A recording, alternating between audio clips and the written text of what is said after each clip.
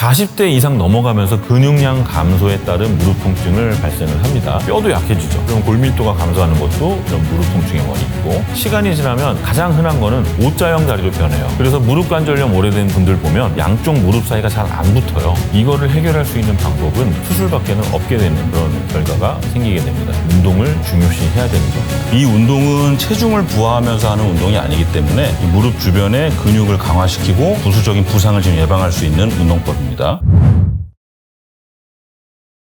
무릎이 아프면 나 연골이 닳았나? 그것부터 걱정하시잖아요. 괜히 병원 갔다가 검사했는데 연골이 닳았습니다 라는 얘기 들을까봐 그게 무서워서 잘 안 가세요. 근데 꼭 연골만 문제는 아니거든요. 사실 연골이 닳기 전에 다른 문제들이 더 먼저 선행이 돼요. 대표적으로 이제 근육 감소가 있겠죠. 나이가 들면서 무릎 주변의 근육이 약해지니까 지지력이 약해져서 신체가 좀 불균형해져요. 균형이 안 맞으면 한쪽으로 더 많은 힘이 쏠리니까 그때부터 이제 무릎 통증이 시작이 되겠죠. 그래서 근육 위축이 첫 번째. 두 번째로는 이제 연골이 닳는 원인 중에 미세 외상이 여러 번 반복되면서 연골이 다치게 되고 그러면서 마모가 되는 연골 손상이 있을 거고, 그 다음에요, 우리가 나이가 들면 무릎 안쪽에 윤활액들이 적어지니까 아무래도 관절이 움직일 때 젊을 때보다는 더 뻑뻑해지고 마찰이 증가되니까 그것 때문에 관절통이 생기겠죠. 그리고 좀 안타까운 얘기지만 뼈도 약해지죠. 그럼 골밀도가 감소하는 것도 이런 무릎 통증의 원인이고, 그 외에 류마티스 같은 염증성 질환도 있고요. 비만에 의해서 무릎 아픈 경우도 있고, 생활 방식도 있겠죠. 과식 생활을 하시는 분들, 앉아서 오래 생활을 하면 관절이 경직될 수밖에 없겠죠. 아무래도 움직이면서 걷고 이렇게 하시는 분보다는 하루 종일 앉아서 일하시는 분들은 특히나 무릎 관절이 경직이 되고 약해지니까 그게 무릎 통증을 발생을 합니다. 30대가 되면서 꺾이기 시작하는데 그래도 40대까지는 잘 버팁니다. 근데 40대 이상 넘어가면서 근육량이 감소하는 속도를 보면은 운동을 하시는 분과 운동을 하지 않는 분들이 점점점 격차가 벌어지기 시작해요. 그래서 근육량 감소에 따른 무릎 통증이 꽤 많기 때문에 우리는 운동을 중요시 해야 되는 겁니다. 무릎 통증 처음에는 그냥 아프기만 하죠. 근데 이 아프다는 거는 결국엔 관절에 염증이 생긴 거거든요. 염증이 계속되면 어떻게 되냐면 우리 몸은 리모델링을 시켜요. 염증이 강하게 오는 부위가 조금 더 두꺼워지고 튀어나오게 되고요. 반면에 체중 부하가 적고 염증이 좀 없는 부위들은 점점 약해져요. 그래서 처음에는 양쪽 무릎이 균형이 잘 맞다가 시간이 지날수록 한쪽으로 더 치우치면서 한쪽 뼈는 두꺼워지고 한쪽 뼈는 작아집니다. 그러면 어떻게 돼요? 무릎이 쉬겠죠. 이게 변형이 일어나는 거예요. 대표적으로는 시간이 지나면 가장 흔한 거는 O자형 다리로 변해요. 그래서 무릎 관절염 오래된 분들 보면 양쪽 무릎 사이가 잘 안 붙어요. 그렇게 되면 걸을 때 균형이 잘 안 맞기 때문에 통증이 좋아지질 않죠. 걸으면 걸을수록 점점 심해지고, 결국에는 이거를 해결할 수 있는 방법은 수술밖에는 없게 되는 그런 결과가 생기게 됩니다. 운동을 더 열심히 해야 되는 이유는 정말 단순합니다. 운동을 해야 오래 살기 때문에 그래요. 실제로 수명을 늘려줍니다. 운동은. 우리가 수명이라고 부르는 거는 죽을 때까지의 수명, 기대 수명이라는 게 있고요. 인간의 존엄성을 가지면서 내가 나 스스로 밥을 먹고 씻고 화장실을 갔다 올 수 있는 이런 수명을 건강 수명이라고 하거든요. 그런데 우리나라는 통계를 보니까 차이가 꽤 커요. 기대 수명과 건강 수명이 10년 이상 차이가 나요. 어떤 통계에서는 거의 17년이라고 하는 그런 통계도 있고요. 평균적으로 봤을 때는 한 10년에서 12년 정도로 봅니다. 그 얘기는 우리 모두의 말년은 맨 마지막 죽기 전 10년은 침대에 누워서 보낸다는 거예요. 그거를 원하시는 분들은 없죠. 운동을 하지 않으면 이 누워서 지내는 시간이 길어진다는 뜻입니다. 그래서 운동을 해야 되는 거예요. 결국에 마지막 10년을 누워서 지낸다는 건 정말 엄청난 비용을 지불을 해야 된다는 거거든요. 그래서 운동을 하면 그 비용도 줄일 수 있고 건강 수명을 늘릴 수 있다는 뜻입니다. 우리가 운동을 하고 나면은 근육도 좀 피로할 거 아니에요. 그 피곤한 근육이 회복되는 과정에서 몸이 좋아지는 경우가 많아서 매일 하는 것보단 일주일에 한 3번 정도 하는 걸 추천드리고요. 헬스장에서 할 때는 다리를 이렇게 앉아서 다리를 쭉 들어 올리는 레그 익스텐션 전 추천드리고, 집에서 의자에 앉아서 다리를 쭉 드는 운동 추천드리는데, 그냥 하는 건 좀 싱겁다라고 한다면 발목에다가 모래주머니 같은 거 차고 다리를 쭉 들어 올리는 레그 익스텐션 해주시면 다리 근력 운동 향상시키는 데 도움이 될 겁니다. 자, 무릎이 아픈 분들을 위한 운동을 알려드릴 거고요. 이 운동은 체중을 부하하면서 하는 운동이 아니기 때문에 이 무릎 주변의 근육을 강화시키고 부수적인 부상을 좀 예방할 수 있는 운동법입니다. 가장 중요한 거는 허벅지 앞쪽 근육이라 그랬잖아요. 무릎뼈 위쪽으로 지나가는 요 허벅지 위쪽 대퇴사두근을 강화시켜 줄 거고요. 정적인 운동입니다. 이 상태에서 허벅지 근육을 잡아 당겨주는 힘을 줄 거예요. 이런 식으로. 자, 움직이는 운동이 아니고 등척성 운동이고요. 이 상태에서 허벅지 근육을 강하게 당겨주세요. 3초에서 5초 정도. 하나, 둘, 셋, 넷, 다섯 하고 힘을 살짝 풀어주고요. 자, 다시 한번 꽉 조여주시고 하나, 둘, 셋, 넷, 다섯 해주시고 힘 풀고요. 다시 한번 쭉 당겨서 하나, 둘, 셋, 넷, 다섯 힘 풀어주시고 자, 이거를 10번씩 3번을 해주십니다. 물론 반대쪽도 마찬가지겠죠? 누워서 힘을 꽉 줘서 하나, 둘, 셋, 넷, 다섯 하고 힘 풀어주시고 또 힘 주고 하나, 둘, 셋, 넷, 다섯 해서 힘을 풀어줍니다. 다음 운동은 다리를 들어 올릴 건데요. 마찬가지로 앉은 상태에서 다리를 약 30도 정도 들어줄 거예요. 들어주고 버티고 하나, 둘, 셋, 넷, 다섯 내리고 또 하나, 둘, 셋, 넷, 다섯 내리고 또 하나, 둘, 셋, 넷, 다섯 내리고 이것도 마찬가지로 10번씩 3번을 해주시면 됩니다. 요거는 제가 이제 병원에서 가져온 거고요. 이런 게 없으시면 폼롤러를 이용하셔도 되고 그것도 없으시면 그냥 베개를 이용하셔도 됩니다. 이렇게 무릎 아래다가 넣어주시고요. 이 상태에서 다리를 그냥 이렇게 들어주시는 거예요. 들어서 이 허벅지 앞쪽 근육을 쫀다는 느낌으로 쭉 들어서 하나, 둘, 셋, 넷, 다섯 내리고 또 하나, 둘, 셋, 넷, 다섯 내리고 하나, 둘, 셋, 넷, 다섯 내리고 이렇게 해서 10회씩 3세트를 해줍니다. 다음은 브릿지 운동이고요. 이렇게 누운 상태에서 무릎은 절반 정도 굽혀준 상태에서 쭉 들어서 버텨주세요. 하나, 둘, 셋, 넷, 다섯 내려오고 또 올리고 하나, 둘, 셋, 넷, 다섯 내리고 또 올리고 하나,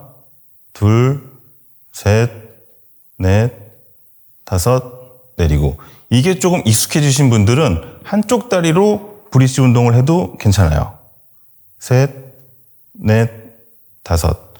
또 반대쪽도 한쪽으로 하나, 둘, 셋, 넷, 다섯 이렇게 운동을 하셔도 됩니다. 자, 마지막은 옆으로 누워서 힙 어브덕션을 해줄 거고요. 위로 들어서 하나, 둘, 셋, 넷, 다섯 내리고 또 들어서 하나, 둘, 셋, 넷, 다섯 내리고 또 들어서 하나, 둘, 셋, 넷, 다섯 이렇게 해서 10회씩 3세트를 해줍니다. 자, 마지막 동작 할 때 준 주의점은요. 이 발가락 끝이 이렇게 바깥을 향하거나 너무 안쪽을 향하지 않도록 정면을 향하도록 해서 다리를 올려주는 게 중요합니다. 이렇게 무릎이 아픈 분들이 집에서 쉽게 할 수 있는 운동을 좀 알아봤고요. 이 운동 꾸준히 하신다면 무릎 주변의 근육이 강화돼서 밸런스도 좋아지고 통증도 없어지기 때문에 더 많은 운동을 할 수 있는 어떤 발판이 되는 그런 운동이 될 수 있을 것 같습니다.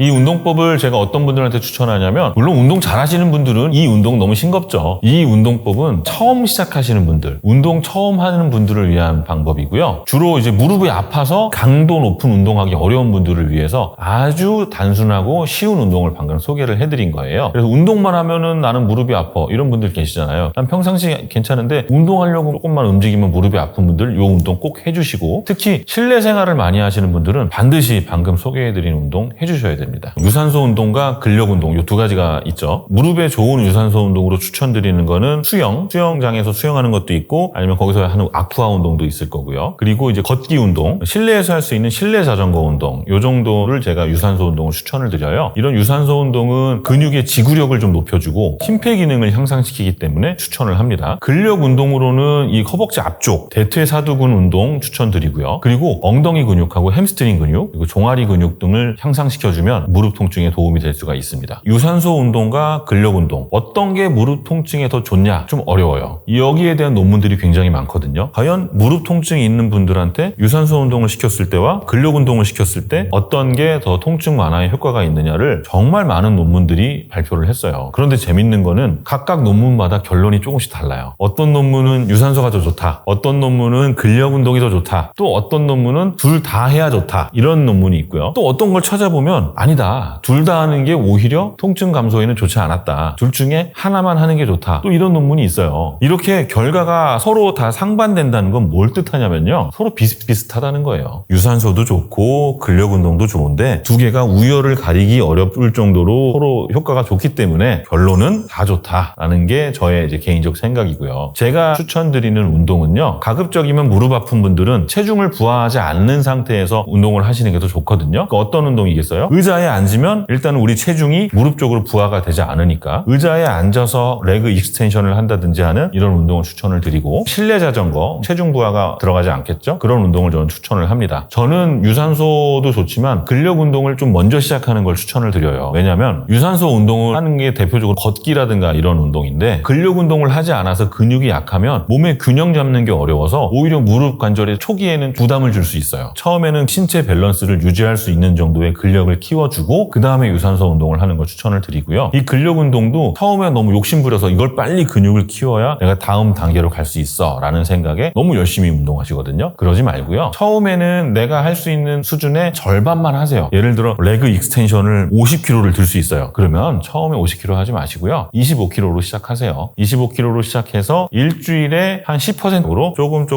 조금씩 단계를 올려가다 보면 나중에는 몇 개월 후에는 50kg 이상도 할 수 있는 그런 순간이 오니까 내가 할 수 있는 수준의 절반부터 시작해서 일주일에 10%씩 올려나가시면 됩니다. 무릎 아픈 분들은 등산 조심해야 돼요. 등산 자체는 굉장히 좋은 운동입니다. 그렇지만 내 수준에 맞지 않는 너무 강도가 높은 운동을 할 때 문제가 되는 거기 때문에 등산할 때도 난이도를 맞춰서 하셔야 돼요. 특히나 경사가 너무 심한 이런 산비탈을 걷고 아니면 올라갔다가 또 내려올 때 무릎에 체중 부하가 거의 2배 이상 거의 3배까지도 올라가거든요. 그래서 무릎 아픈 분들은 등산할 때 굉장히 조심을 해서 해야 되고요. 또 관절에 충격을 많이 주는 운동이 있죠. 예를 들어서 탁구, 배드민턴처럼 한쪽으로 뛰다가 갑자기 방향을 틀어서 반대로 움직여야 되는 경우에 무릎 관절에 굉장한 충격을 주거든요. 이런 운동은 좀 주의해서 하셔야 됩니다. 걷기 운동할 때 습관적으로 무릎을 탁 치면서 걷는 분들이 있어요. 이걸 과신전 걸음이라 그러거든요. 편안하게 걸으면 되는데 무릎에 너무 힘을 주면서 과하게 쫙 신전이 되는 경우가 있거든요. 이거를 과신전 걸음이라 그래요. 디딜 때 무릎에 힘이 들어가면서 쭉 펴지는 거예요. 이게 왜 그러냐면 주로 여성분들한테 많은데 허벅지 앞쪽에 이 대퇴사두근 근력이 약해서 생깁니다. 걸음을 걸을 때 체중을 딛고 나가야 되는데 허벅지 앞쪽 근육이 약하면은 이 체중이 흔들리거든요. 이 흔들리는 체중을 잡아주기 위해서 과하게 신전을 시켜버리는 거예요. 근데 이게 왜 안 좋냐면 무릎이 과하게 쫙 펴지기 때문에 앞쪽 연골에 충격이 가요. 무릎 앞쪽 연골은 충격이 가고 뒤쪽 오금 쪽에 있는 힘줄은 과하게 텐션이 걸리면서 힘줄염이 생길 수가 있고요. 그래서 걸음을 걸을 때 과신전하게 해서 걸음 걷는 건 좋지 않고요. 그 외에 바깥쪽으로 걷는 팔자 걸음 내지는 반대로 이렇게 안쪽으로 모아져 있는 O자 걸음 아니면 아예 일자로 이렇게